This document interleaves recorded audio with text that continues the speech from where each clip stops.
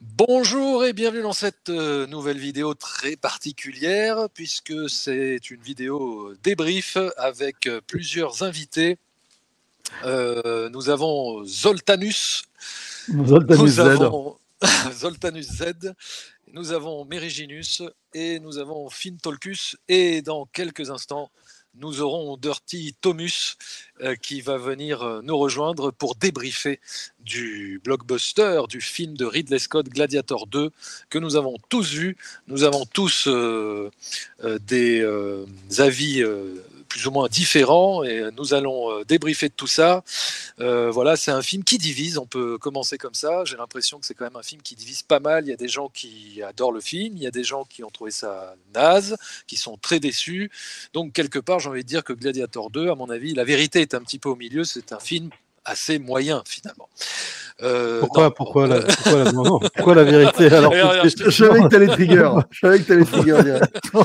Non.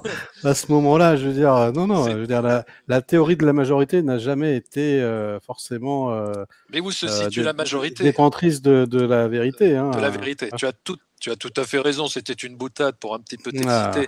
Mais... Je sais que je peux facilement t'exciter, toi, Mérège, le suceur de Ridley Scott. Oui, je te connais. Moi, je suis fanboy. Moi, je le lèche de haut en bas, des pieds à la tête. Il adore Prometheus, il adore Covenant, il adore Cartel, il adore tout. Voilà. Non, j'aime pas Napoléon, par exemple. Tu vois, Napoléon, c'était pas bien. C'est vrai. Et puis House of Gucci, c'était pas ouf non plus. C'était sympathique, bon, vite fait, quoi. D'accord. Alors, bien, mais... ouais, moi, j'ai plutôt bien aimé House of Gucci. Exodus. Alors, non. Exodus, moi j'aime bien perso, mais je comprends qu'on n'aime pas parce que c'est particulier, mais je trouve que c'est un bon spectacle quand même, quoi. Alors, donc là, oui, vidéo un petit peu particulière parce que je suis présentement dans une gare, la gare de Besançon, et j'avais 1 heure à tuer. Je me suis dit, tiens, allez, appelons les copains et faisons un petit débrief sur Gladiator 2. Et donc, on va commencer par Mérège. Tiens, voilà, Mérège. Car j'ai l'impression que Mérège est la personne qui a le plus aimé le film. Donc, tu vas nous expliquer pourquoi tu as aimé le film. C'est à toi. Bah écoute, déjà, je m'excuse parce qu'il y a mon petit garçon qui risque de faire un peu de bruit, mais ça c'est comme ça, hein, c'est les aléas du direct de la gare de Besançon.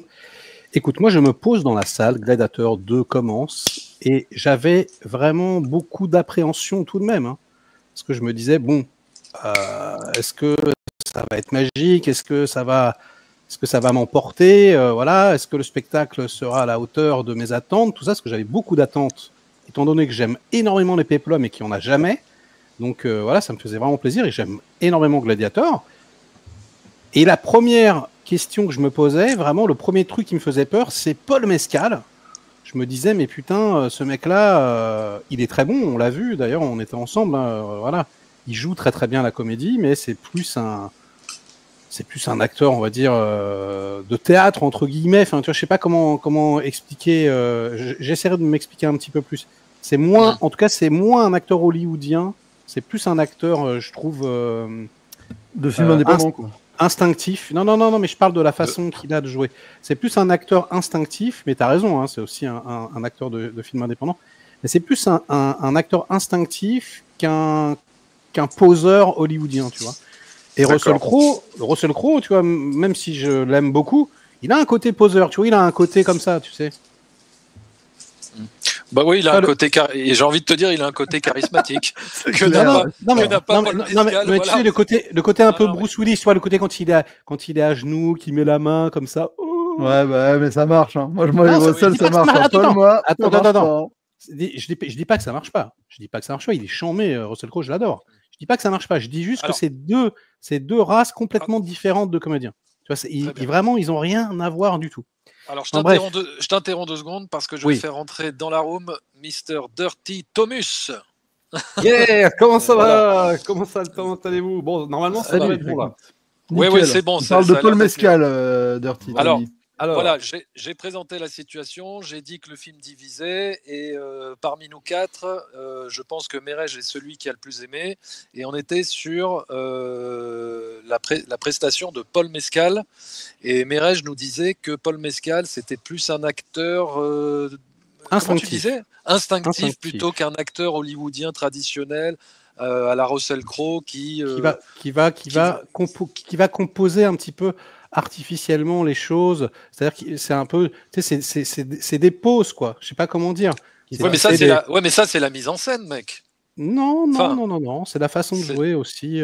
Qui pose? J'ai pas compris. C'est qui? Russell Crowe ou Russell Crowe, c'est plus un acteur hollywoodien, même si en plus il n'est pas américain. Mais je veux dire, il a une façon de jouer qui est beaucoup plus hollywoodienne que Paul Mescal, qui lui, je trouve, est beaucoup plus un électron libre, un peu foufou, un peu imprévisible. Tu sais pas trop ce qu'il va faire, Paul Mescal, je trouve. Je trouve plus surprenant dans le sens où est-ce qu'il va, quoi. Enfin bref, on s'en fout. On peut être d'accord ou pas avec moi, c'est pas grave. Moi, en tout cas, c'est ce que je ressens. Ça t'a plu? Ah oui, alors moi, ça m'a pas plu. Moi, ça m'a transporté instantanément. C'est-à-dire que Paul Mescal, il est apparu à l'écran. Franchement, à genoux, là, avec les poules. Instantanément, j'ai fait putain, c'est bon. J'ai fait le charisme du gars. J'ai fait c'est trop fort. Le mec, ça y est. J'étais rassuré instantanément. Après, dans le regard, tu vois, il y a une espèce de regard comme ça. Tu sais pas trop, en fait. C'est quelqu'un de beaucoup. Enfin, le personnage, il est vraiment rageux là. Tu vois, il y a un truc de rageux, imprévisible, fou. Tu sais, en même temps, il joue la folie. En même temps, il rigole. Tu sais, en même temps, tu sais pas s'il va rire, pleurer. Et puis alors, le moment arrive où il déballe sa réplique, là, tu sais, la fameuse réplique de la mort, machin. Ouais, voilà, exactement, là, grâce à laquelle sa mère le connaît, là. Et voilà. Alors là, la poésie, tu veux dire? Ouais, la poésie. Et alors là, j'ai fait, ok, c'est bon. Là, j'ai fait le mec. Franchement, il m'a. Non, en fait, je trouve ce mec incroyable. Je trouve Paul Mescal incroyable, vraiment de A à Z, de charisme pur. Alors je comprends qu'on n'aime pas, hein, et je pense que c'est plus physique, je sais pas, on n'aime pas sa gueule ou quoi. Moi, je le trouve incroyable. Moi, déjà, moi, j'ai un vrai problème avec son accent anglais. Hein. Ouais, mais ça, je m'en branle. Pas du tout. Enfin, moi, c'est bizarre, quand même. Non, je sais pas, moi, j'en ai rien à foutre, mais en tout cas, tout ça pour dire que dans ma critique, je me suis fait... Tu sais, les mecs ont fait un peu... quoi. Moi, j'avais presque envie de dire, dans la façon qu'il a d'être imprévisible comme ça, fougueux, complètement barge, j'avais l'impression de voir un peu le jeune Mel Gibson de L'Arme Fatale. Et je me disais, putain, si on fait un remake de L'Arme Fatale, il faut prendre ce mec. Et moi, perso, j'ai envie de te dire que cette race de comédiens-là me plaît plus que la race de comédiens à la Russell Crowe. Hein. Donc du coup, quelque part, je sais que je vais me faire défoncer, mais c'est pas grave. Quelque part, je trouve la presta plus intéressante du côté de Paul Mescal que du côté de Russell Crowe, même si la prestation de Russell Crowe, elle est incroyable. Hein. Je dis pas que Russell Crowe, c'est pourri. Hein. Je dis juste que c'est peut-être un petit peu plus théâtral, alors que là, c'est pour moi un petit peu plus viscéral. Voilà, je dirais ça comme ça. Ouais. D'accord. Bon, moi, alors juste vite fait avant de vous donner la parole aux autres. Moi, je suis assez partagé sur ce film. J'ai pas du tout trouvé que Paul Mescal était à la hauteur du charisme qu'on pouvait attendre d'un tel personnage. Moi, il ne m'a communiqué aucune émotion. Je l'ai trouvé assez lisse. Pas du tout. Je ne vois pas du tout Mel Gibson là-dedans. Je veux dire, Mel Gibson, un simple regard, on voit la folie dans son regard. On voit beaucoup de choses dans son regard. Non, mais d'accord, mais je te dis juste moi ce que j'ai ressenti. Non, moi, je dis pas qu'il est mauvais. Il n'est pas du tout mauvais. C'est un bon acteur. Il joue bien, mais il n'est pas du tout à la hauteur du charisme d'un Russell Crowe et il ne m'a communiqué aucun frisson. Alors, ça vient de lui, ça vient de la mise en scène, ça vient d'un manque de musique. Ça vient aussi d'un manque de musique véritablement marquante avec des thèmes forts, des thèmes puissants comme il y en avait sur le premier Gladiator. De toute façon, de base, Gladiator 2, il souffre de la comparaison du premier obligatoirement puisque tout est moins bien, je trouve. Je veux dire, si tu reprends le premier Gladiator, tu as des frissons à peu près toutes les 10-15 minutes. Tu as des frissons dès que ça démarre avec ce plan où on voit la main passer dans le champ de blé avec la musique de Hans Zimmer. Tu as des frissons quand le général il arrive devant ses armées. Tu as des frissons quand il crie comme ça Roma Victor, comme ça, en pleine bataille. Tu as des frissons quand Commodus il tue son père, dans cette scène ultra forte. Tu as des frissons quand il découvre que sa famille a été tuée, brûlée, voilà. Enfin, tu as des frissons toutes les 15 minutes. Pareil, quand il balance son nom sur l'arène et qu'il dit I'm Maximus, machin. Enfin, voilà, tu as des frissons toutes les 15 minutes. Là, Gladiator 2, je n'ai pas ressenti d'émotion.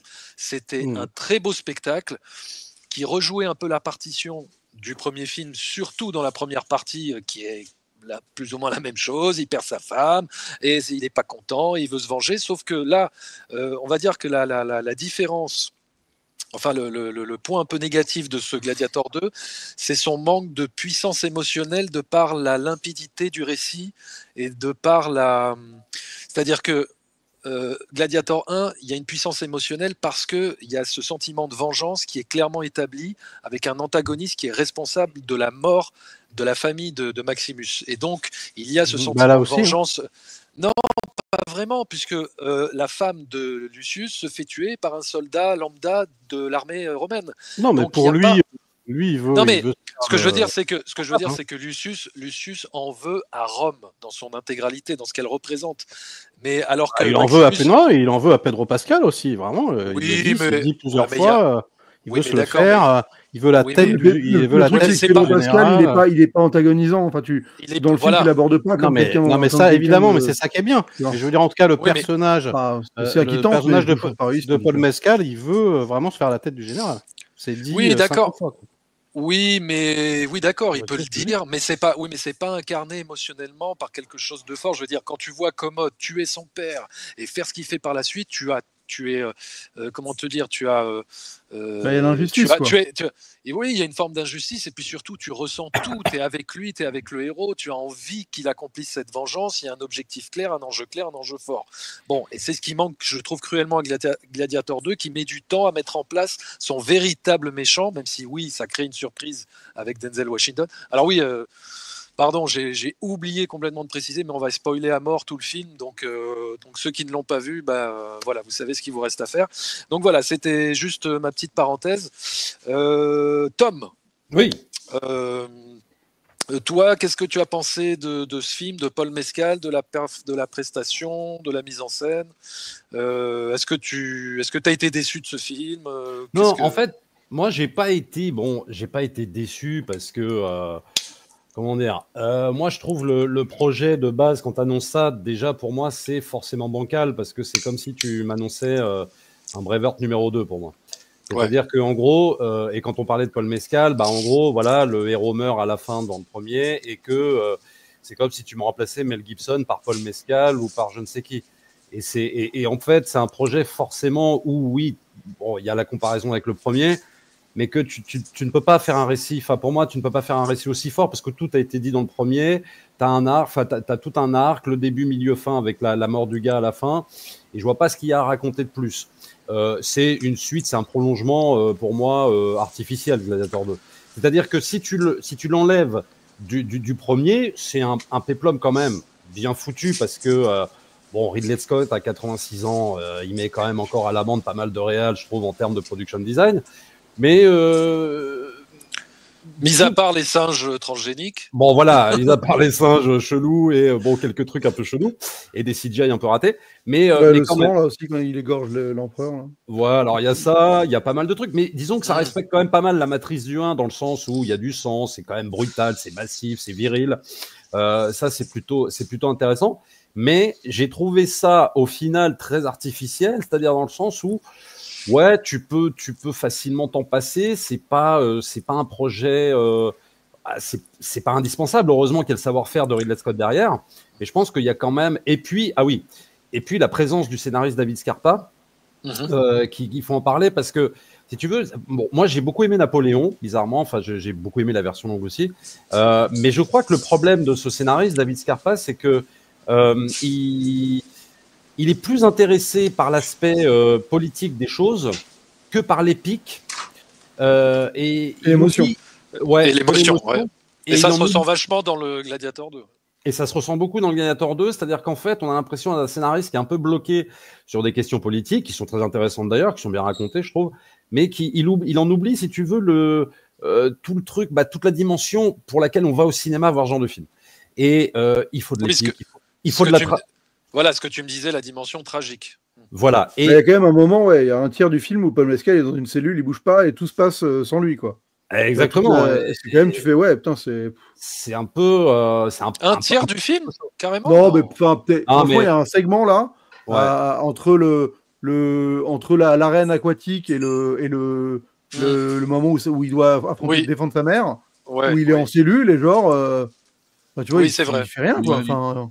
Ouais, c'est vrai, il est là et hop. Bon, après, si tu veux, moi, ce qui m'a fait comprendre qu'il y avait quelque chose qui n'allait pas, mais j'ai mis du temps à le piger, c'est que je me disais, mais il y a un truc qui ne va pas dans ce film, c'est pas possible, j'arrive pas à mettre le doigt dessus, c'est-à-dire que c'est très bien réalisé, j'ai rien à dire. Bon, moi, je suis pas fan de Paul Mescal, mais bon, bah, ils ont voulu faire un ersatz de Russell Crowe, bah, faut bien trouver quelqu'un. Mais si tu veux, le truc, c'est que vraiment, j'arrivais pas à pointer le problème du doigt, et au moment donné où il y a Paul Mescal qui voit l'armure du père, et que tu as la musique de Hans Zimmer qui démarre à ce moment-là, bon, ça dure pas très longtemps, hein, c'est une très très courte scène, c'est ça, je me suis dit, c'est ça qui manque, c'est-à-dire le côté tragique du personnage, que j'avais dans le premier, parce que tout était basé là-dessus. Il faut pas oublier que c'est pas juste un mec qui fait qui fait du gladiateur dans des arènes, quoi. C'est vraiment un arc tragique d'un personnage qui va vouloir se venger, oui, mais le retour au bercail, etc., etc. Et je trouve que dans ce film-là, il en oublie totalement ça. C'est-à-dire que David Scarpa, ça l'intéresse pas. Et ce qui l'intéresse, c'est le personnage de Denzel. C'est les conspirations politiques, les deux jumeaux qui sont pas mal. Hein, qui sont bien. Ouais. Disons que le personnage de Denzel Washington est une bonne surprise dans sa finalité, même si on ne sait pas trop sur quel pied. Enfin, en même temps, c'est ça qui est intéressant, c'est qu'on ne sait pas trop sur quel pied danser avec lui, et on se dit bah attends, il est du côté de Lucius, il est du côté des gentils, des méchants, des empereurs. Non, qui veut bananer? En vérité, il veut bananer tout le monde. Donc ça, c'était plutôt intéressant. Zoltan. Donc toi, tu as vu le film il n'y a pas là aujourd'hui? Ouais, j'en sors. Bah écoute, moi, il y a plusieurs choses. Déjà, j'ai vraiment du mal avec le retcon Maximus et son daron. Parce que je trouve que ça amoindrit vachement le 1. Parce que le 1, pour l'avoir revu 2 jours avant, on fait comprendre que Luciana, la mère de Lucius, a eu une espèce d'idylle avec Maximus, mais on sent que c'était une idylle quand même très antérieure à la vie qu'il a eue lui avec sa femme et son fils. Tu vois, c'était vraiment quand ils étaient jeunes. Ouais. L'enfant de Maximus dans le 1, il a quasiment le même âge que l'enfant de Luciana. Tu te dis pas que c'est... Enfin, tu vois et donc il a dire bon en fait c'était ton daron. Non, il est plus âgé, t'es ouf, il a 12 piges, l'autre il a 5 ans. Ouais. Non. Dans le Gladiator 1, Lucilla, elle dit mon fils a 8 ans, et Maximus lui répond mon fils aussi va bientôt avoir 8 ans, un truc comme ça. Ils le disent, donc, ils disent qu'ils ont quasiment le même âge. Oui, ils ont le même, ils ont le même âge. Donc, ça veut dire qu'il a trompé sa femme. C'est nul. Non, il a couché avec Lucilla et juste après, il a rencontré sa femme. Et juste après, il a rencontré sa femme. Il a fait un autre gosse. Bon, voilà, moi je trouve ça. À l'époque, j'aime pas trop. À l'époque, ça allait vite comme ça, les gars. C'était freestyle. Ça, j'aime pas trop. C'est un retcon dont je suis pas trop fan. Et je trouve justement qu'en plus, c'est forcé pour essayer de créer quelque chose autour de ce personnage de Lucius. Que moi, franchement, je trouve qu'en fait, tu vois, il y a un peu trop. C'est-à-dire qu'il perd sa femme au début. Et en fait, il en veut plus à sa mère de l'avoir abandonné. C'est-à-dire qu'en fait, sa femme, à un moment, il l'oublie, tu vois. Son sentiment, c'est plus genre, mais en fait, j'ai dû quitter ma famille à 10 ans, comme ça, sans qu'on me prévienne. Et en plus, je suis le fils de Maximus. Tu sais, t'as 3 machins qui sont pas vraiment agencés de manière très harmonieuse, je trouve, et tu sais pas trop, en fait, ce qui l'anime. Alors oui, ça crée un tourment et tout ça, peut-être. Moi, j'avoue que, comme tu dis, il y a un manque de limpidité sur qu'est-ce que fondamentalement tu l'aimes. Et en plus, il y a tout ce truc idéologique qui n'arrête pas de rabâcher sur le rêve de Rome, le rêve de Marc Aurèle. Enfin, tu sais, et c'est très nébuleux. Je trouve que c'est pas du tout. Moi, je trouve ça super limpide, moi, perso. Ah ouais, moi, c'est un truc, on en parle. Et au contraire, moi, je trouve que l'idée que ce soit le fils de Maximus, c'est la meilleure idée. Après, je pourrais développer, mais. Moi, j'aime vraiment pas cette idée. Je la trouve un peu forcée, quoi. C'est ce qui manque, Zoltan, ce que tu dis, c'est exactement la différence avec le premier Gladiator qui nous donnait un récit beaucoup plus clair, beaucoup plus clair, limpide, émotionnel, de plus. Non, pardon. Non, je parle en émotion en fait. Quelque chose de beaucoup plus efficace émotionnellement parlant. Alors que là, c'est vrai que ça se disperse entre sa moi, je trouve mère, ça. Moi, sa j'avais femme, le sa ressenti. Moi, j'avais le vengeance contre frisson. Rome qu'il J'avais le déteste. frisson pendant tout le film. Alors, Attends. je- Non, mais non, mais d'accord, mais non, et puis surtout, moi, je ne sais pas si ça vous a fait cet effet, mais le retournement de Lucius vis-à-vis de sa mère, il est ultra rapide. On dirait qu'il manque 20 minutes de développement, il manque de 20 minutes, traitement. ouais. C'est-à-dire Ouais. qu'il y a Mais une non, scène mais où il pas est dans du sa tout. cellule. Mais pas du tout. Je suis pas du tout d'accord. Ouais, où il lui en Pas du tout veut, lui d'accord. gueule dessus. Non, c'est Ah si, parfaitement ça va trop. expliqué. Non, attends, la scène d'après, Mais il non, la c'est prend dans ses parfaitement, bras c'est et... parfaitement expliqué. Non, pas Non, du mais tout. C'est parfaitement expliqué. C'est-à-dire qu'il est dans l'arène. Au début, il la voit. Il pense qu'elle fait partie, en gros, des méchants entre guillemets. Et voilà. Et donc, il lui crache à la gueule. Et après, il voit son beau-père. Il comprend qu'en fait, qu'elle est de son bord. Et du coup, là, oui, il lui tend une chance forcément, puisqu'elle est tout ce que, elle est complètement différente de l'image qu'il en avait Je juste sais avant. pas, Donc c'est parfaitement Ouais. expliqué. Voilà. Pour Moi, le Moi, je pareil, l'ai j'ai pas. du mal, tu vois. Moi, est-ce que je Moi, peux j'ai dire du un mal à truc sur croire aussi le film Attends, 2 secondes. Attends, Ah 2 oui, secondes. vas-y. Zoltan J'ai termine. juste un truc, ouais, et j'ai eu du mal aussi à croire à cette capacité qu'il a à être un bon gladiateur. C'est-à-dire que dans le premier, Russell Crowe, général d'armée, tu vois, il y a un truc où il apporte sa technique militaire, c'est hyper crédible. Mais là Enfin, je veux dire, tu ne aussi, poses pas une seule question. Là, je sais pas trop pourquoi mais ce là aussi au gars-là, il début, devient un gladiateur, super mais parce gladiateur. qu'il Il a l'est. la rage, ouais, bon, ok. Mais non, tu vois, même je veux dire, pas. dans ce Même, monde, même pas la rage. Au début du film, c'est lui le chef. Hein, tu vois, c'est lui qui dirige les hommes. Donc on comprend que ben voilà, il un est. discours sur une rambarde, il fait rien de spécial. Enfin, Mais je veux dire, si, je c'est lui le ressens chef. pas le. Lui le Discours chef. C'est lui sur- le chef. Non, mais ce que je veux dire, voilà. ce que je veux dire, c'est que tu comprends que c'est un chef d'armée, en tout cas que c'est quelqu'un Alors, d'important. Attends, Mais Tom. ça suffit pas, Mirage, de le comprendre. C'est-à-dire que ce que veut dire Zoltan, c'est que sous tout cet aspect-là, d'accord, mais c'est que c'est pas développé. Alors que si tu veux, l'introduction de Russell Crowe dans Gladiator, putain, le mec, Mais d'accord, mais alors vous voulez qu'on fasse la même chose? Tu vois ce que je veux dire? Bon, bref. Oui, mais c'est pour ça que je dis qu'ils souffrent de la comparaison. C'est parce qu'ils ont voulu faire une suite en la calquant sur le premier film. En tout cas, Non, mais c'est pas vrai, ça calque pas du tout. Mais non. Bah si, quand tu. Non. Ah bon, c'est pas le même schéma Ah bah narratif. si, la femme qui meurt, le machin. La femme qui meurt, c'est un général et il veut se venger. Non, pas du tout. Merde. Et il devient gladiateur. Non, ça n'a rien à voir. Non, c'est un éleveur de chèvres. C'est-à-dire que si t'avais fait lui qui s'en va, en fait le doublon de Gladiator 2, ça aurait été ok, on tue sa femme. Ok, c'est Pedro Pascal qui la bute. Ensuite, il va à Rome, il bute Pedro Pascal. Fin. Et voilà, là, ça aurait été un doublon de Gladiator. Là, c'est pas du tout ce qui se passe. Là, on n'a pas du tout un doublon de Gladiator. On a un résumé de Gladiator 1 sur l'acte qui prend 1 heure. D'accord. Mais je veux dire, on a un résumé qui idéologiquement est super pertinent. Encore une fois, pour moi, on est en pleine tragédie romaine, tragédie grecque à l'ancienne. Gréco-romaine, ouais, gréco-romaine. On est en plein dans ça, c'est-à-dire tu marcheras sur les pas de ton père. Moi, je trouve que c'est un peu comme Blade Runner 2049, c'est-à-dire que tout le film est hanté par le fantôme du premier.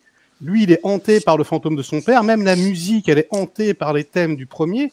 Et en fait, moi, je trouve ça magnifique. Le rêve de Marc Aurèle, c'est pareil. C'est-à-dire que on t'explique que c'est un rêve inachevé. Et mais c'est jamais incarné. On va dans le film. Mais moi, bien la sûr décadence de Rome, je la vois pas dans le film. Deux zigotos qui sont les empereurs, mais pour moi, je le vis pas. C'est théorique. Je sais pas. Moi, je trouve qu'on l'a. Oui. Moi, je trouve qu'on la ressent. Attends, j'ai pas fini. Et que du coup, toute cette mécanique, elle aboutit à une idée qui est complètement sublime. À la fin, je suis désolé, moi, le rêve mort de son père, qu'il arrive finalement enfin, tu vois, il arrive à s'affranchir de son père. Encore une fois, il tue pas son ennemi, parce que ça aussi, au niveau de l'idéologie, c'est pas du tout la même chose. C'est-à-dire que Pedro Pascal, il se met à genoux, mec. Il se met à genoux, il comprend l'homme et il te le dit. Oui, mais parce que l'ennemi, ça a jamais été son ennemi en fait. Mais si, il a tué sa femme. Enfin, ce que je veux dire, c'est que donc. Non, il a pas tué sa femme. Si, il a pas tué sa femme. C'est le général des armées, mais bien sûr que si. À ce moment-là, l'autre, il a pas tué sa femme non plus dans le premier. Ça n'a. Bah si, parce qu'il y a le même contexte. C'est lui qui est le général, il arrive. Donc voilà. Et justement, il se met à genoux, il pardonne à son ennemi. Je trouve ça hyper beau. Justement, il s'affranchit du coup des chemins de son père, mais tout en en prenant l'héritage. Et tu vois, même la maxime, tu vois, la fameuse maxime, ce qu'on fait dans la vie résonne dans l'éternité, c'est exactement ce qui se passe dans le deuxième film. C'est-à-dire que le premier film résonne dans le deuxième film. Oui, ça c'est sûr, puisque c'est un calque. Oui. Mais tout est... non, c'est un condensé, ça n'a rien à voir avec un calque. Et tout est comme ça, en fait, dans le film, et c'est une façon hyper pertinente pour moi de le faire. Tu vois, si ça avait été un mec lambda qui soit pas le fils de Maximus, bah, ça n'aurait pas du tout marché. Ça n'aurait pas du tout fonctionné. Avec cette trame-là, oui, merci. Ça aurait fait un remake. Bah oui, mais justement, mais là c'est ultra pertinent parce que ça fonctionne. Tu vois ce que je veux dire? Parce que il appuie dessus, mais je veux dire, moi je trouve ça moi je trouve qu'on est en pleine tragédie grecque. Il y a un espèce de côté mythique, mystique, tu vois, où le destin, la fatalité du destin, parce que ça arrive, c'est comme ça, hein, je sais pas. Tu vois, des personnages qui recréent exactement les mêmes erreurs, qui plus tard, hein, tu vois, c'est le truc oedipien, le mec va baiser sa Rome, va tuer sa famille, va tuer son père. Il y a vraiment un truc comme ça. Et même, tu vois, le Deus Ex Machina, tu vois, j'ai trouvé ça génial, quoi. Même le fait qu'ils mettent l'armure et à la fin, en fait, qu'il soit protégé par l'héritage de son père, c'est hyper fort, quoi. Il y a de la symbolique magnifique, je sais pas, l'animalité des personnages, les deux personnages qui sont les deux empereurs qui sont comme des hyènes, la scène avec les singes, même si elle est foirée, le côté il bouffe le singe, il crache le singe. Pareil, hein, il y a tout un discours sur le prolétariat, sur les prolos. Est-ce que ce sont vraiment des prolos? D'où ils viennent? Est-ce qu'ils sont cultivés ou non, etc. C'est hyper fort, je trouve. Et pareil, tout ce qu'il arrive à accomplir à la fin, c'est un film ultra moderne en réalité. C'est un film qui parle de la société d'aujourd'hui. Quant à la frontière, un peu trop presque même. Mais non, mais c'est complètement. Alors là, on est à fond dedans. Alors vas-y, d'un point de vue politique, qu'est-ce que nous raconte Gladiator? Parce que d'un point de vue politique, ça nous dit, en gros, dans cette société de merde où tout le monde se tire dans la gueule, où tout le monde s'affronte, on est, tu sais, à la frontière de Rome, là, avec Romulus et sous la Louve, etc. Et tu as les deux camps adverses qui normalement devraient se foutre sur la gueule, qui font la paix. En gros, pour un monde meilleur, c'est exactement le même discours que Megalopolis de Francis Ford Coppola, tu vois. Et en fait, et qui lui aussi a des Césars, des Roms et des machins d'ailleurs. Et moi, j'ai trouvé ça hyper beau, hyper fort, que le discours de ce film, ça soit ne choisis pas ton camp, ne tue pas ton ennemi. Tu vois, apprends à connaître l'autre en face. Il le dit, hein, apprends à voir l'homme, à faire la paix pour un monde meilleur. Franchement, moi, alors c'est peut-être simple, naïf et tout, mais je trouve que c'est. Moi, je trouve que c'est surtout théorique. C'est pas naïf, c'est que c'est dit oralement. C'est un peu montré. Attends. Mais c'est pas là, toute la scène, elle est hyper symbolique, par exemple. Moi, j'y vais de toute façon, les gars. Ciao. Encore une fois, ça manque de puissance. Cette fin, parce que finalement ces deux armées, t'as pas vraiment de raison de croire qu'elle pourrait se mettre vraiment sur la gueule, quoi. Tu vois ce que je veux te dire? C'est-à-dire qu'il y a une armée qui est dirigée par Pedro Pascal. Non mais mec, c'est les CRS contre les gilets jaunes à la fin. Non. Mais bien sûr que si. Quelle raison? Je veux dire, ces deux armées. Il y en a qui obéissent au pouvoir et d'autres qui s'insurgent contre. Je comprends pas ce que tu comprends pas. Enfin, je comprends pas ce qui est pas. Non, mais ce que je veux dire, c'est que ces deux. Non, ça serait plutôt comme si c'était le RAID qui voulait se battre contre le GIGN, tu vois. Moi, je l'ai vu comme ça, le truc. Mais non, mais pas du tout. Mais je trouve pas ça méga super bien amené quand même tout ça en fait. Alors que justement l'aspect politique, il est quand même assez présent, mais je trouve que la fin arrive un peu comme ça et le personnage de Denzel, moi j'étais un peu déçu. Je comprends pas trop tous les éloges faits autour de ce personnage et notamment même de Denzel Washington, acteur que j'adore habituellement. Ouais. Bon, là, j'ai trouvé quand même que c'était pas foufou, que il fait le personnage machiavélique, tu sais pas trop sur quel pied danser avec lui, d'accord, très bien, il joue l'ambiguïté. Mais moi, les gens qui me disent que c'est la meilleure perf de Denzel. Non, ils ont pas vu beaucoup de films avec Denzel Washington. Ils ont vu 2 films, hein, c'est pas possible, parce que putain, là, moi je trouve qu'il fait quand même un peu le minimum syndical quand même. Hein. Et j'enlève Training Day de l'équation. Il est bon quand même, il faut pas exagérer. Non, mais bien sûr qu'il est bon. De toute façon, Denzel Washington peut pas être mauvais. Il est tout le temps bon. Mais ce que je veux dire, c'est que je le trouve pas particulièrement exceptionnel dans ce film, quoi. Mais peut-être dû aussi à une question de révélation de personnages sur la fin. Et je trouve qu'il arrive un peu tardivement. Alors d'accord, ça fait partie du délire parce que effectivement, on peut pas, il peut pas se griller, il veut pas griller les cartouches du personnage tout de suite. Mais je trouve que du coup, tu perds un peu le fil et je trouve que finalement, c'est pas un des personnages que tu vois le plus, alors que ça aurait été finalement un des personnages les plus intéressants dans ce film. Plus que les deux jumeaux d'ailleurs. Plus que les deux. Non, mais tu le vois, mais bon. Ouais, si, c'est vrai. Je trouve qu'il met du temps à devenir important dans le récit, en fait. Denzel Washington. Mais j'avoue que sa trajectoire, sa révélation est quand même intéressante.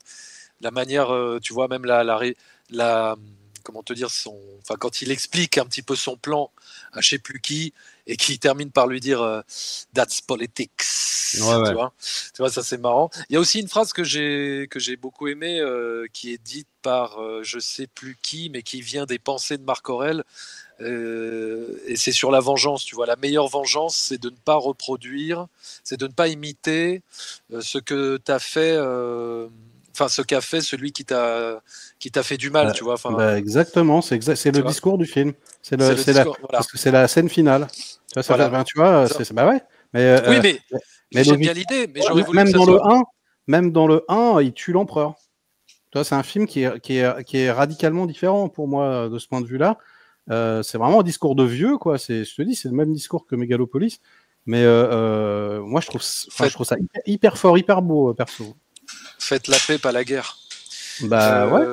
En tout cas, apprends à connaître ton ennemi, apprends à voir l'homme et arrête de vouloir le foutre sur la gueule. Et le gris existe. Et tout n'est pas noir, tout n'est pas blanc. C'est un peu ce que te dit le film, pour moi. D'accord. Donc ça annule complètement l'idée du premier Gladiator, quoi. Super. Non, ça annule pas du tout. Ça annule pas. En tout cas, ça vient apporter une certaine nuance. C'est-à-dire que tu crois justement quand le film se déroule, tu crois qu'il va suivre les traces de son père et tu penses vraiment que il va se faire Pedro Pascal et tu penses que le film ça va être ça. Et quand on voyait la bande-annonce, on pensait ça. Et en fait, non, tu t'aperçois que tu peux t'affranchir de l'héritage de ton père. Que tu peux garder les forces, mais que tu peux écrire ta propre histoire, parce que tu peux aussi te servir de leurs faiblesses et de leurs défauts pour être quelqu'un de meilleur, et que justement, grâce à ça, le rêve de Maximus qui s'était pas concrétisé finalement, ici se concrétise. Moi, je trouve ça magnifique, franchement, je te le dis encore une fois, mais moi, je trouve que le scénario, je le trouve plus intéressant ici que dans le premier. Le premier, c'est juste une histoire de vengeance. Je dis pas que c'est mieux. C'est plus simple, tu vois, dans le premier. Je dis pas que c'est mieux ou quoi, mais en tout cas, je trouve que ça développe des choses beaucoup plus fortes ici, quoi. Mais même, tu vois, symboliquement, je trouve pas, moi. Moi, symboliquement, il y a des milliards de trucs qui me font kiffer, comme par exemple, tu vois, je te dis parce que je peux en parler des heures, mais tu vois, le singe, le singe qui va murmurer à l'oreille de l'empereur, c'est pareil. Tu vois, qui est vraiment le primate? Est-ce que c'est le mec est-ce que c'est l'Africain qu'on vient chercher et qu'on fout dans l'arène avec des singes, ou est-ce que c'est les hauts fonctionnaires qui sont là et qui ont littéralement un singe dans la tête, quoi. Enfin, tu vois, des trucs comme ça, je trouve ça visuellement hyper fort, formellement, c'est ça, tu vois, parce que Zoltan disait que c'était que c'était juste dans le texte, pas du tout, c'est pas uniquement dans le texte, c'est dans la mise en scène, pareil. Et il y a un dernier truc aussi que je trouve magnifique. C'est pareil sur le défaut de des anachronismes, mais bordel de merde. En fait, il fait ça depuis le début de sa carrière, Ridley Scott. C'est pas du tout un film d'histoire. Déjà, c'est un blockbuster, encore une fois. Et surtout, bon, ça, je trouve que là-dessus, on s'en fout. Et je trouve qu'il y a une mise en abîme hyper intéressante, perso. C'est justement le Colisée, où tu as des gens qui sont dans une arène en train de regarder la création, la recréation de grands événements mythiques de leur époque, et nous, spectateurs, on est en plein dans cette position également, c'est-à-dire qu'on est dans une salle de cinéma en train de voir un film qui te recrée, mais de façon beaucoup plus factice et beaucoup plus spectaculaire, des choses qui se sont passées, tu vois ce que je veux dire? Oui, non mais d'accord, mais du coup, c'est hyper pertinent. C'est hyper pertinent. Je vois pas. Exactement comme dans le premier. Non, mais mais dans le premier aussi. Dans le premier aussi. Mais c'est hyper bien. Je veux dire, il n'y a pas de défaut. Tu vois, il y a pas. Ce que je veux dire, c'est que il y a vraiment énormément de gens qui disent que c'est nul parce que c'est pas tu vois, il n'y a pas l'exactitude historique, alors que le premier non plus. Enfin, je veux dire, il n'y avait pas du tout un film. Attends, tu vois. Non, mais on est d'accord là-dessus. Mais ce que je veux dire, c'est que justement, toutes ces scènes d'arène, est-ce que tu dis l'espèce de mise en abîme, etc. Bon, bah, j'ai envie de te dire, elle existait déjà dans le premier Gladiator. C'est ce que, bien sûr. Non, mais attends. Mais ce que je veux dire, c'est que ces scènes d'arène, de combat, etc., dans le deuxième film, est-ce qu'elles apportent quelque chose vraiment de plus fort que ce qu'on avait vu dans le premier? Je veux dire, non, mais je prends. Attends, moi, je trouve. Finir. Ouais, moi, je trouve. Non, mais la scène où il y a les navires sur l'eau dans le Colisée, il te met des requins. Bon, déjà, les requins, on dirait qu'ils sortent du film Peur bleue avec LL Cool J. Bon, c'est pas grave. Ils vont un peu vite, je trouve, à mon goût. Non, tu peux, mais c'est pas dans Peur bleue, c'est pourri. Non, mais bon, j'exagère un peu, mais vous avez compris ce que je voulais dire. Mais il en fait pas grand-chose de ça, tu vois, par exemple. Moi, symboliquement. Mais symboliquement. Non, mais tu rebondiras après. Enfin, laissez-moi parler, Monsieur Mérège. Non, mais ce que je veux dire, c'est que dans le premier Gladiator, il utilise un lion, enfin même plusieurs lions, qu'il intègre comme ça dans l'arène. Et je trouvais que il en faisait quelque chose beaucoup plus que là, par exemple avec des requins. Il crée pas de tension, pas de suspense. C'est-à-dire qu'on voit un requin bouffer quelqu'un de random, et voilà. Et il y a des requins. Bon du coup, faut faire gaffe et tout. Mais tu vois ce que je veux te dire, il te met pas ça en scène de manière à créer une tension ou un instant de suspense, etc., comme il y avait dans le premier Gladiator avec les lions qui pouvaient débarquer qui sautaient sur Russell Crowe, et soudainement, il y a un autre lion qui débarque, et encore un autre lion, etc. C'était un lion ou c'était un tigre? Non, je crois que c'était un... Premier dans le premier. C'est un tigre, je crois. C'était un tigre. Ah, pardon. Oui, t'as raison. Un tigre. Donc, je trouvais que voilà, il y a en fait, et tout le film est un peu comme ça. C'est-à-dire que c'est un film. Je peux pas dire que c'est mauvais, que c'est nul. Tu vois, le spectacle est là, c'est bien fait, c'est bien, mais c'est pas transcendant. Je trouve, ça manque de puissance, ça manque de force à chaque fois. C'est juste. Voilà. C'est-à-dire que. Et pareil pour la musique. Juste, excuse-moi, je termine. Pareil pour la musique, qui est pas du tout remarquable dans ce deuxième opus. C'est-à-dire qu'heureusement qu'ils réutilisent les thèmes du premier pour nous refiler un petit peu d'émotion, un peu de frisson, mais en termes de nouvelles compositions, en termes de nouvelles BO, ce deuxième Gladiator, je trouve qu'il est 100 coudées en dessous du premier Gladiator, qui avait plein de thèmes hyper mémorables, remarquables, aussi bien dans les scènes de baston, de bataille, d'action, que dans les moments intimes, les moments les plus doux, pour te filer des émotions et des frissons, quoi. C'est-à-dire que, en fait, je suis d'accord. C'est-à-dire que, en fait, le problème de ce Gladiator 2, c'est que, par exemple, si tu le situes un peu, si tu fais une comparaison dans l'histoire du Cinoche, quoi, dans l'histoire hollywoodienne d'ailleurs, en fait, pour moi, il fait partie de ces péplums qu'on avait, parce qu'on avait une chier de péplums dans les années 50, 60, etc. Et en fait, il y avait plein de péplums. Et il y avait des péplums qui étaient extraordinaires, qui sortaient du lot, du commandement, Bénur et tout ce que tu veux, Cléopâtre même, pour moi. Et tu avais à côté de ça des péplums que tu ne pouvais pas qualifier de mauvais films. Et vraiment, il y en a des bons, mais tu n'atteins jamais cette excellence, par exemple, d'un Bénur ou d'un du commandement, de par le manque d'épique, de par le manque d'émotion, de par le manque de tragédie. Je redis encore la tragédie. Pour moi, il n'y a pas de tragédie. Et donc, tu restes dans un truc, dans un péplum fonctionnel qui marche bien, d'un point de sur la plastique, qui marche très bien. Enfin, je veux dire, moi, j'ai rien à dire là-dessus. La mise en scène, tout ce que tu veux, machin, et là-dessus. Mais on dira, je pense, en 2024, voilà, il y avait ce péplum-là. Ouais, ok. Mais il y a eu un péplum bien au-dessus, c'était le premier qui est sorti dans les années 2000, et que lui, vraiment, c'est un péplum exceptionnel. Voilà. Et parce qu'il embrasse vraiment tous les codes du péplum, et que il en fait un truc plus moderne, et que Gladiator 2, je trouve qu'il oublie ça, et que c'est pas un mauvais film en soi, et que tu peux pas arriver à la hauteur d'un... Ouais, et même tu prends Spartacus, je veux dire, tu termines le film Spartacus de Kubrick, t'es ému, t'es transporté, t'as des frissons, tu vois, quand même, voilà, la musique est au rendez-vous, enfin, tu vois, c'est fort, il y a des thèmes, mais là, je trouve que c'est vraiment en dessous, quoi, mais sans être nul, comme tu dis, oui, qu'il y a des bons moments, tu vois, par exemple, la représentation de la mort dans Gladiator 2 quand il perd sa femme, tu vois, avec cette barque qui vient la chercher sur le bord du fleuve et qui l'emmène, tu vois, cette imagerie de la mort, tu vois, elle est plutôt intéressante, même si peut-être pas très originale ou un Pas peu très déjà vue. original quand même. Hein. Pas très original, alors que dans le premier Gladiator, il y avait quelque chose de plus original et plus touchant, plus plus émouvant, avec cette idée de porte incrustée dans le mur là, et qui devait franchir pour rejoindre sa famille, tu vois, pour aller de l'autre côté, in the afterlife.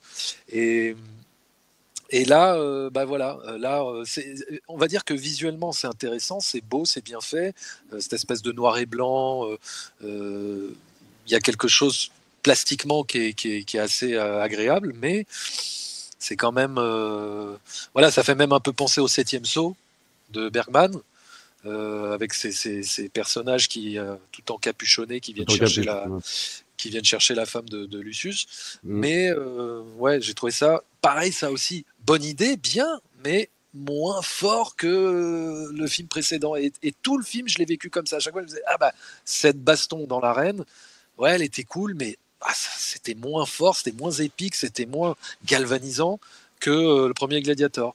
Pareil, même la scène de bataille du début, qui ouvre le film de Gladiator 2, c'est quand même en dessous de la première bataille en Germanie du premier Gladiator, avec cette musique très wagnérienne, avec cette entrée en Maximus qui est salué par toute son armée. Enfin, je veux dire, t'as les poils, tu as les poils, là, t'as rien. Non, parce que c'est expédié, en fait. C'est comme je disais tout à l'heure, c'est vachement fonctionnel, quoi. C'est-à-dire que, bon, il faut mettre la bataille du début à la Ridley Scott, où tu sais qu'il va bien se débrouiller avec la scène de bataille, genre navire contre fort, etc., contre une ville, et tu sais qu'il va bien la diriger. Mais il n'y a pas. On dirait que. Enfin, comment dire, autant quand tu cites la scène du premier Gladiator, tu sens qu'elle est travaillée, qu'elle est bossée, qu'elle est pensée, que, comme tu disais, il y a la musique derrière Wagner, il y a l'introduction du personnage qui va justifier totalement par rapport au fait qu'il devienne gladiateur derrière. Tout est bien préparé. Là, bon, c'est un peu expédié. Il faut cette scène pour te montrer que lui, ok, il a de la force et qu'il peut diriger une armée, tout ça, machin, mais que, bon, tout ça est un peu... ouais, enfin, moi, j'avais plus l'impression d'une scène presque de milieu de film que vraiment d'introduction, de belle introduction, tu vois. Et, oui, c'est vrai. Je trouvais très expédié, trop rapide, trop. Je trouvais que tout s'enchaînait vite. Oh là là. Alors que le film dure quand même 2h20, 2h30, tu vois. Donc, je sais pas. Ouais, il m'a manqué ça quasiment pendant tout le film, quoi. C'est-à-dire le penser le truc, c'est-à-dire ces introductions, comment t'introduis tel ou tel personnage. J'ai trouvé que tout allait. À l'image pour moi, hein, personnellement, du retournement de Lucius vis-à-vis de sa mère, qui d'une scène à l'autre change complètement de comportement. Mais non, mais c'est normal. C'est normal. Mais, oui, je sais, tu l'as expliqué, mais. Ah oui, mais je te dis moi ce que. Oui, mais c'est quand même. Oui, mais je veux dire. Je trouve qu'il n'y a pas une progression. Alors c'est peut-être mal joué par l'acteur, alors, parce qu'il en fait trop, peut-être.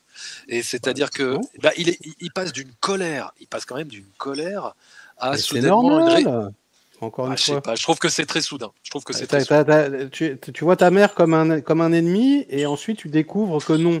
Forcément que tu changes radicalement. Enfin, je comprends pas.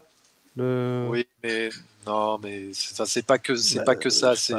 Faut quand même une construction un peu de personnage quand même là-dessus. Tu peux pas d'un seul coup passer d'un sentiment à l'autre, même si ça correspond, même si c'est ta mère ou ok. Je veux dire, il y a quand même un truc qui doit s'opérer. Tu dois voir le changement, tu dois voir quelque chose. Là, c'est un peu quand même. Je trouve que c'est très bien fait. Moi, je sais pas, j'ai pas de. Mais attention, moi, je suis d'accord sur rien de ce que tu viens de dire.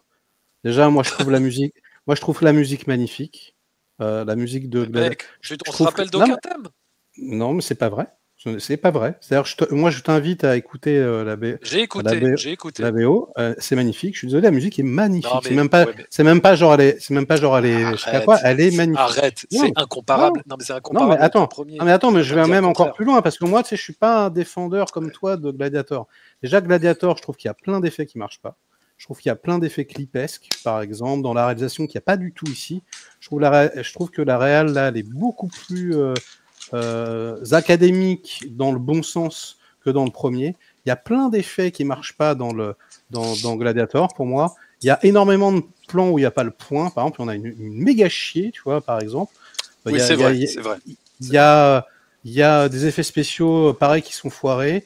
Il y a, je trouve, un Russell Crowe, moi, personnellement, hein, qui en fait je trouve un poil caricatural. Il y a la musique de Hans Zimmer. Moi, je suis désolé, il y a des thèmes que j'aime beaucoup, mais j'ai quand même l'impression d'écouter de la musique de The Rock. Je suis désolé. Et en plus de ça, je trouve qu'elle est un peu trop synthétique. Je trouve qu'elle est un peu trop anachronique. Moi, j'ai vraiment tendance à préférer une musique purement symphonique avec les chœurs ici, même s'il y a des thèmes, hein, certains thèmes qui sont magnifiques. Mais tu vois, par exemple, les thèmes dans l'arène, là, c'est la musique de The Rock pour moi. Donc je suis pas forcément, tu vois, je suis pas en train de sauter au plafond en disant ouais c'est la meilleure musique du monde, je sais pas quoi, nanani nanana. Pareil, d'accord, mais dans il y a des choses qui ça proposerait de mieux. Hein. Il y a des choses, bah je sais pas, en tout cas la texture mec, de la musique. Tout le monde le dit. Mais moi je le dis pas. La texture de la musique, c'est-à-dire vraiment purement symphonique ici, je la trouve plus agréable et je trouve qu'elle reflète mieux l'époque. Que la musique un petit peu, tu vois, parce que c'est faussement symphonique la musique de Zimmer. C'est-à-dire t'as les deux, t'as des thèmes symphoniques et puis t'as des thèmes un peu synthé électrique bizarre, c'est chelou un peu. Oui, bah c'est la musique de Hans Zimmer quoi. Mais donc, voilà, je trouve que dans la réal, tu vois, même ce que tu disais là tout à l'heure, la porte. Il y a des effets clipesques de ouf avec des accélérés, changements de couleur sur la porte. Là, moi, je préfère grave. Comme tu disais, enfin moi je préfère énormément ce qu'il a fait là. Tu vois, justement, vous me disiez c'est trop classique, le noir et blanc, la barque. Moi je préfère grave ce qu'il a fait là que ce qu'il fait dans Gladiator, par exemple. Et je te fiche mon billet que si Gladiator il sortait aujourd'hui, les gens ils diraient ouais nanani nanana ceci cela ça va trop vite blabla. Tu vois. En revanche, là où je suis d'accord avec toi, c'est sur le début du film. Moi, je trouve ça beaucoup mieux géré dans le premier. La bataille, je la trouve beaucoup mieux dans le premier. Même tu vois, les émotions, je trouve qu'elles sont palpables et qu'elles sont vachement cool dans le premier. Mais dans le deuxième, je trouve que, enfin, moi perso, j'avais le frisson dans tout le film. Les personnages, j'ai tout compris, les relations, Denzel, incroyable. Enfin, j'avais vraiment des frissons partout, quoi. J'étais transcendé par le film. Mais pourtant, tu peux pas dire que par rapport à la BO, moi je vois ce que tu veux dire. Quand dans le premier, la BO d'Hans Zimmer, bon, elle fait le boulot, c'est une grosse scène d'action, on est un peu dans The Rock et tout ça. Mais à côté de ça, quand le film se pose et que Hans Zimmer veut te faire comprendre tout l'aspect tragique du personnage, oh putain. Non, c'est ce que je te dis, il y a des thèmes magnifiques. Il y a des thèmes qui sont magnifiques. Il n'y a pas de problème, et je trouve la musique là magnifique. Et surtout, ce que je trouve magnifique également, encore une fois, ce que je te disais tout à l'heure, c'est que la musique, elle est hantée par la musique du 1. Tu vois, et que, encore une fois, tu marcheras sur les pas de ton père, etc. Il y a vraiment un truc ultra pertinent. C'est-à-dire que quand on entend les thèmes, je trouve ultra pertinent. Moi, je trouve ça magnifique. Oui, mais alors attends, est-ce que le but d'un deuxième opus, c'est de marcher sur les pas de son père? Moi, je pense qu'au contraire. Bah oui. Là, c'était la meilleure façon. C'était la meilleure façon d'appréhender un remake. Je trouve, c'était de faire ça. Mais normalement, on n'est pas dans un remake, on est dans une suite. Et donc, l'idée, c'est que. Oui, mais là, je te dis, si tu étais parti dans un truc qui ressemblait pas à Gladiator, là, comme il voulait faire Maximus, qui est dans l'espace, qui revient sur Terre pour buter Jésus-Christ ou je sais pas quoi, les gens, ils auraient fait mais n'importe quoi. Ils auraient fait c'est Prometheus, vas-y, c'est nul, ça n'a aucun sens. Là, ils essayent de faire une sorte de jumeau maléfique, mais justement, plutôt que d'en faire un simple remake avec un acteur, un personnage qui sortirait du chapeau, d'en avoir fait le fils de Maximus, émotionnellement, il y a un truc qui se passe. Alors vas-y Tom. Je sais pas. Moi, je suis d'accord avec ça, mais le souci d'une très bonne suite, pour moi, c'est le fait effectivement de pas faire le malin comme s'il avait fait un Prometheus et tout ça sur un Alien, ça je suis d'accord, de rester dans les clous de ce qu'il avait fait dans le premier, mais quand même de s'affranchir un peu du premier. Alors, c'est pas donné à tout le monde. Quand James Cameron il fait Terminator 2, il te donne une suite logique tout en s'affranchissant totalement des codes du premier, et ça donne donc du coup un film qui ne marche pas sur les pas de son père, alors là, très clairement. Comme Aliens. Comme Aliens d'ailleurs, mais disons que du même auteur, on va dire. Terminator 2 est radicalement différent. Pour Aliens, je suis d'accord. Pour Terminator, excuse-moi, ça marche un peu dans les pas de son père. Quand même. Terminator 2, pour moi, il ne marche pas du tout dans les traces de son père, de son aîné, dans le sens où ce n'est pas du tout on n'est plus dans un espèce de slasher, comment dire, de science-fiction où voilà, où t'as un truc récurrent de la bête qui va poursuivre la nana. On est carrément dans autre chose. Donc si tu veux, on aurait pu avoir une suite qui ne marche pas sur les pas de son père, tout en respectant les codes du premier et tout ça. Et je trouve que là, finalement, bah, il marche trop, oui. Il a envie de marcher. Mais c'est ça le problème. C'est-à-dire que quand tu essayes de marcher dans les pattes du premier Gladiator, bah, c'est compliqué parce que la comparaison, c'est très difficile quand même. Mais donc d'en avoir fait le fils de Maximus, c'était la meilleure solution. Parce que du coup, ça apporte une émotion particulière, moi je trouve. Mais en fait, mais en fait, non, pas tellement, parce que pour moi, en premier film. Non, moi, mais j'ai compris que toi, tu avais été très, très ému. Mais on essaie de t'expliquer pourquoi. Tu surinterprètes le film. Non. Non, mais regarde, le fils de Maximus. Pourquoi moi, j'ai pas été touché? Parce que en vérité, c'est son fils juste parce qu'on nous le dit, mais pas parce que ça a été incarné ou montré dans le premier film. C'est faux de ouf. Mais qu'est-ce que tu racontes? Mais c'est-à-dire que tu vois, il y a énormément de scènes. Justement, il y a une scène magnifique d'ailleurs où tu sais, il plante son épée, où il touche le sable et où elle est là, elle le regarde, elle fait. Et tu sais, elle commence à comprendre que c'est peut-être lui, tu vois ce que je veux dire. Et quand tu des gimmicks, et quand tu repenses comme l'autre non, pas du tout. Quand tu repenses au premier, quand tu repenses au premier, tu vois, le petit, il était là, le petit, il a vu Maximus. Le petit, il l'a vu faire. Encore une fois, il est hanté. Mais bien sûr que si, il est hanté par le fantôme de son rep. Mais attends, c'est magnifique. Moi, je trouve ça magnifique. Mais tout ça, ce que tu dis, c'est très théorique, mais c'est jamais incarné. Ça n'a pas été incarné. Mais c'est pas vrai. Mais il n'y a pas. C'est à l'écran. C'est à l'écran et dans le texte et à l'image. Ils n'ont pas eu de relation très développée dans le premier film, au point de se dire que là, on va y toucher. Et en plus, c'est pas vrai. Leur relation, elle est jolie. Arrête, elle existe dans le premier film. Il y a énormément de scènes avec les deux quand même. Non, il n'y a pas énormément de scènes. Si, il y a beaucoup de scènes avec les deux. Non, c'est faux. Et c'est pour ça, et c'est pour cette raison qu'on n'est pas extrêmement touché par le destin de ce personnage et par la relation qu'il pouvait avoir avec son père. Et c'est pour ça qu'on n'est pas investi émotionnellement par le parcours du fils de Maximus, parce que tout simplement c'est son fils de manière très théorique et que ça n'a jamais été véritablement incarné. C'est pas comme si c'était le destin de Michael Corleone. C'est pas Michael Corleone vis-à-vis c'est incarné par le premier film, enfin. Non, justement. C'est esquissé. Non, tu peux pas dire c'est incarné, c'est esquissé, quoi. C'est esquissé, c'est-à-dire que sous-entendu. C'est sous-entendu. Pour moi, tu le sens pas du tout. Moi, je ressens tout, en tout cas. J'ai la même impression. Moi, j'ai l'impression d'entendre les mêmes critiques que sur Fury Road.